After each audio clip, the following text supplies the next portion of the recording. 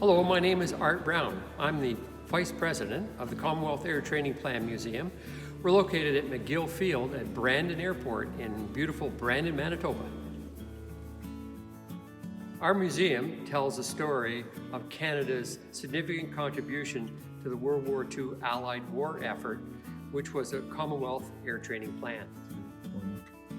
Back in 1941, when the hangar that now houses our museum was first built, there were 5 other hangars and numerous other buildings that made up number 12 Service Flying Training School.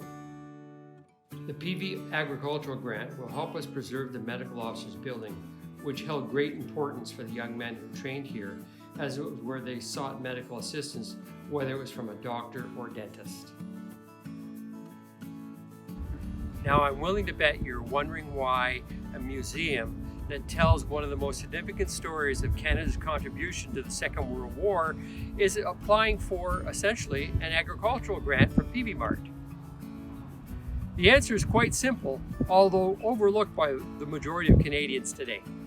Many of these young men came from farms across Canada, and when the war was over, many returned to the farm. Although the training was important, military personnel played a crucial role in supporting the harvest season each fall to ensure our population had an ample food supply. Many farmers witnessed the sight of training planes flying through the skies of Canada as they worked in the fields throughout the war.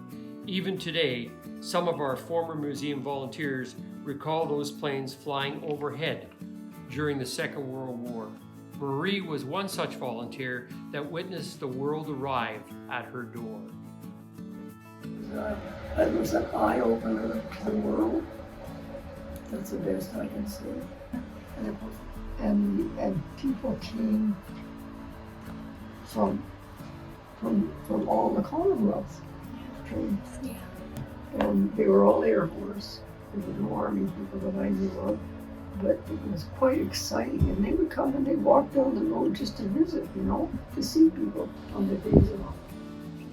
From July 1941 until mid-1945, the Medical Officers Building served as a hub for young airmen for all their medical and dental services.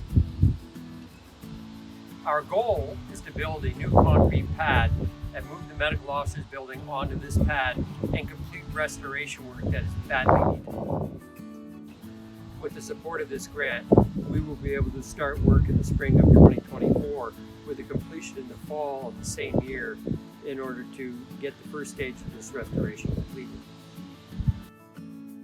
Over time, the building has been slowly sinking into the ground, which has caused damage to its foundation and floorboards. Placing the building on a permanent concrete foundation will halt any further deterioration and allow restoration to take place by a new generation of museum volunteers and interested, skilled tradesmen.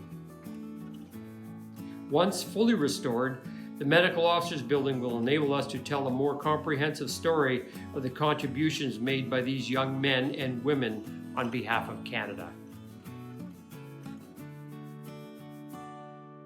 To give you a brief idea of the project, we have broken it down into 3 stages.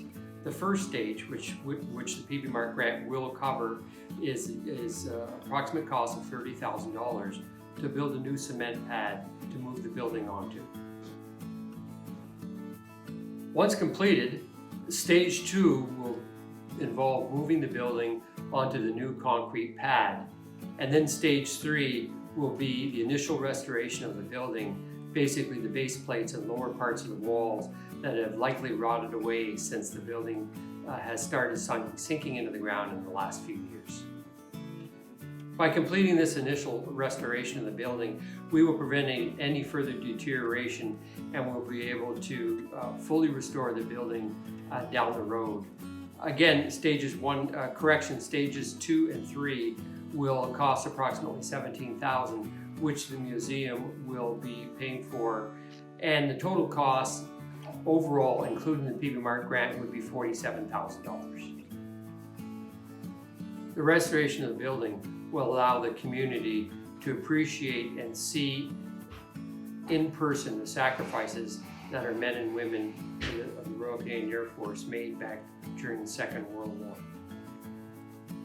Their dedication ensured that democracy prevailed, something that's even under attack today and must be defended at all